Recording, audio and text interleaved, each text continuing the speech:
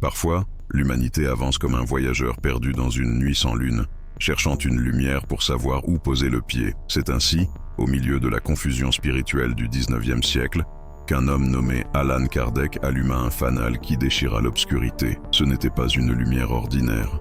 C'était une flamme faite de questions et de réponses venues d'au-delà de la vie. Des questions nées non seulement de la curiosité, mais du besoin profond de comprendre le sens de notre existence. Kardec ne recherchait ni miracle, ni promesse facile. Il voulait comprendre ce que tout être humain, tôt ou tard, se demande en silence. Que se passe-t-il après la mort? Pourquoi la douleur existe-t-elle? Quel est le but de cette vie si brève que nous appelons vivre? Les réponses données par les esprits ne sont pas venues simplement apaiser momentanément un cœur inquiet. Elles sont venues transformer la manière dont nous regardons la vie et la mort. Elles sont venues nous enseigner que la foi n'a pas besoin de fermer les yeux, mais de les ouvrir, et que la raison peut être l'allié du spirituel. Kardec travailla comme un scientifique de l'âme. Il observa, compara, questionna. Ainsi, il rendit l'invisible raisonnable, l'intangible proche. Il était comme un jardinier qui, dans un sol desséché par le matérialisme, commença à semer des graines de vérités éternelles, dans l'espoir qu'un jour nos âmes puissent éclore en compréhension et en espérance. La première de ces vérités qui libèrent l'âme, c'est que la mort n'est pas la fin. Imaginez une mère qui a perdu son enfant. Chaque nuit, le silence de la maison est comme un écho qui lui rappelle son absence. Mais une nuit, elle rêve de lui. Elle le voit souriant, avec cette lumière que seuls ceux qui sont déjà libérés du corps semblent porter. Il lui dit qu'il va bien, qu'il l'attend. Elle se réveille avec une paix qu'elle ne comprend pas, mais qu'elle ressent. Ce n'est pas une consolation inventée. Kardec a recueilli des centaines de témoignages de ce genre, des messages décrivant des foyers, des tâches, des émotions, tout confirmant que la vie continue. Et lorsque cette certitude pénètre en nous, la peur du vide disparaît. Vivre cesse d'être une course contre la montre et devient une préparation consciente à l'éternité. Mais avec cette vérité, les esprits ont également démantelé l'une des croyances les plus paralysantes, le châtiment éternel. Pendant des siècles, la peur de l'enfer a été utilisée pour contrôler les consciences. Pourtant, les messages reçus ont montré une justice divine qui n'est pas vengeance. Les peines existent, oui, mais elles sont proportionnées et toujours accompagnées de la possibilité de réparation. Dieu n'est pas un juge implacable qui prononce des condamnations sans fin. C'est un Père qui éduque, qui corrige avec l'intention que nous apprenions. Comme un cultivateur qui taille pour que la plante grandisse forte, la correction divine est un acte d'amour, non de haine. Lorsque nous comprenons cela, la culpabilité paralysante se dissout et naît le désir sincère de changer, non par peur, mais par amour. Une autre révélation apportée par Kardec fut le lien invisible entre vivants et morts. Nous ne sommes pas aussi séparés que nous le pensons, comme le vent qui fait bouger les feuilles sans que nous puissions le voir. L'influence spirituelle nous entoure. Certains esprits s'approchent pour nous inspirer, nous protéger, nous consoler. D'autres, malheureusement, pour nous troubler ou nous ramener à d'anciennes ombres. Kardec a documenté des cas où ces influences étaient évidentes et d'autres où elles passaient inaperçues. Comprendre cela, c'est gagner en liberté, car reconnaître quand une émotion ou une pensée ne nous appartient pas totalement, nous permet de choisir de manière plus consciente. La justice divine se révèle aussi dans la réincarnation. Pourquoi certains naissent-ils dans l'abondance et d'autres dans la misère? Pourquoi certains semblent-ils trouver l'amour et d'autres marchent-ils dans la solitude? La pluralité des existences répond: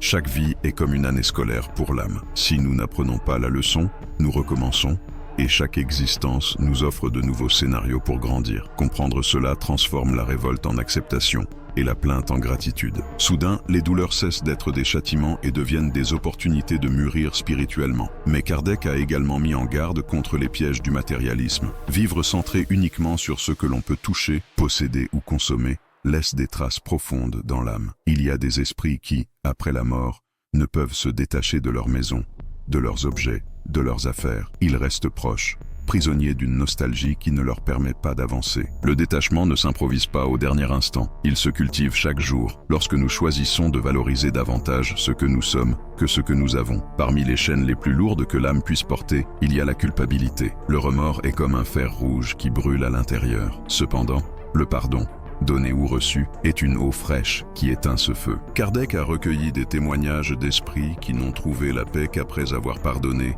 ou demandé sincèrement pardon. Nous pouvons commencer ce travail dès maintenant, avec quelque chose d'aussi simple qu'un exercice.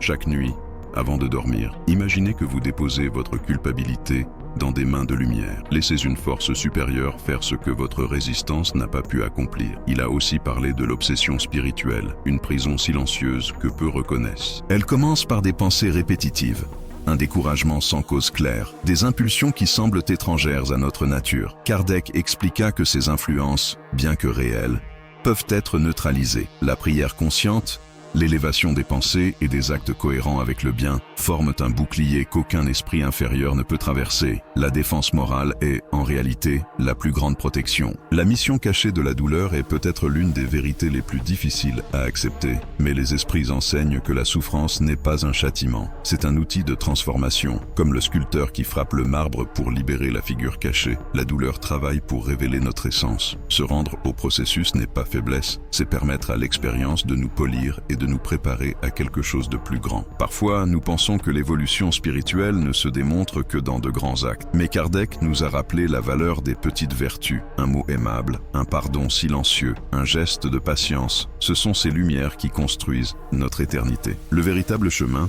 est souvent invisible aux yeux du monde. Parmi les nombreuses descriptions offertes par les esprits, l'une a profondément marqué la conscience collective, celle de l'umbral. Kardec en a fait état. Et, des années plus tard, André Louis l'a enrichi. Il s'agit d'une zone intermédiaire, un lieu de souffrance créé par les propres ombres de ceux qui l'habitent. Ce n'est pas un enfer imposé par un châtiment divin, mais la conséquence naturelle de ce que nous avons semé dans nos pensées, nos actes et nos émotions. On y trouve des âmes qui n'ont pas encore trouvé la force de se libérer de la haine, de l'attachement ou de la peur. Mais on nous enseigne aussi que l'umbral n'est pas une condamnation perpétuelle. La charité, la prière et la transformation intérieure sont des clés qui en ouvrent les portes. Et la prière est justement l'un des instruments les plus puissants que nous possédons. Il ne s'agit pas de répéter des mots machinalement, mais de ce que Kardec appelait la prière raisonnée, celle qui unit l'esprit et le cœur dans un même but. La prière consciente n'est pas un refuge pour fuir la réalité, mais une source d'énergie réelle. Des études actuelles confirment ce que les esprits savaient déjà. L'esprit en état de prière profonde transforme le corps, l'émotion et la volonté de vivre. Une méthode simple que vous pouvez pratiquer. Commencez par remercier, même pour quelque chose de petit. Ensuite, reconnaissez avec sincérité votre fragilité. Enfin, demandez la force d'agir avec amour dans ce qui viendra. C'est dans cette sincérité que la connexion devient authentique. Chaque âme a sa mission sur Terre, même si beaucoup passent toute une vie sans la reconnaître. Il ne s'agit pas toujours de grands exploits, d'œuvres visibles ou de postes prestigieux. Parfois, la mission s'accomplit en élevant un enfant avec amour, en soignant un malade, en semant la paix dans un petit coin du monde. Le signe que vous êtes sur votre chemin se manifeste souvent dans ce que vous faites avec amour et qui profite aux autres. La connaissance de soi, guidée par les principes spirites, est comme une carte qui nous révèle cette tâche. Et lorsque nous trouvons cette direction, chaque jour prend un sens, même au milieu des difficultés. En regardant l'ensemble de ces enseignements, nous comprenons que Kardec n'a pas seulement rassemblé des messages de l'au-delà. Il nous a laissé de véritables cartes pour naviguer dans cette vie avec conscience, justice et sérénité. Comprendre l'immortalité et la justice divine n'est pas un luxe réservé aux érudits.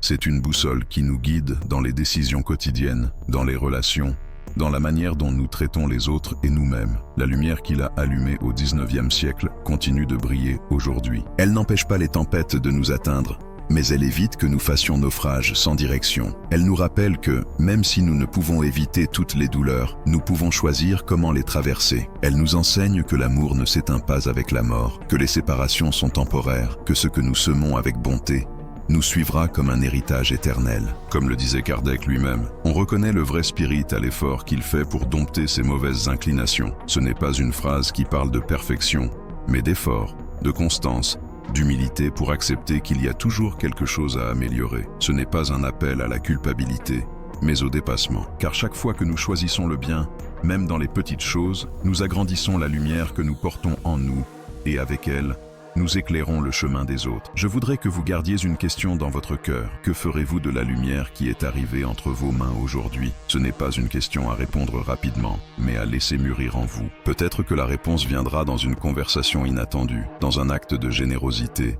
dans une réconciliation que vous croyiez impossible. Peut-être viendra-t-elle dans un rêve, où quelqu'un qui est déjà parti vous sourit et, sans dire un mot, vous montre qu'il est en paix. Pour l'instant, laissez ces paroles reposer en vous comme l'eau qui tombe doucement sur la terre sèche. N'essayez pas de forcer la compréhension. Parfois, L'âme a besoin de temps pour assimiler ce que la raison ne peut encore atteindre. Aujourd'hui, rien qu'aujourd'hui, laissez votre cœur se reposer dans la foi. Pas une foi aveugle, mais une foi qui marche main dans la main avec la raison, qui n'a pas peur de poser des questions, qui n'a pas peur de chercher. Et si cette réflexion a allumé en vous une étincelle, rejoignez-nous dans cet espace où les questions sont accueillies, où les larmes ont un sens, où l'amour ne meurt jamais, il change seulement de forme. Car, comme l'a enseigné Chico Xavier, la rencontre à nouveau n'est pas une promesse incertaine, c'est une certitude inscrite dans l'éternité. Nous serons ici, avançant ensemble, éclairés par ce fanal qui, un jour, a brisé l'obscurité. Et, en attendant, que la paix vous accompagne, que l'espérance vous enlace, et que votre âme, pas à pas, trouve son propre lever du jour. Père Guintard au chat GPT.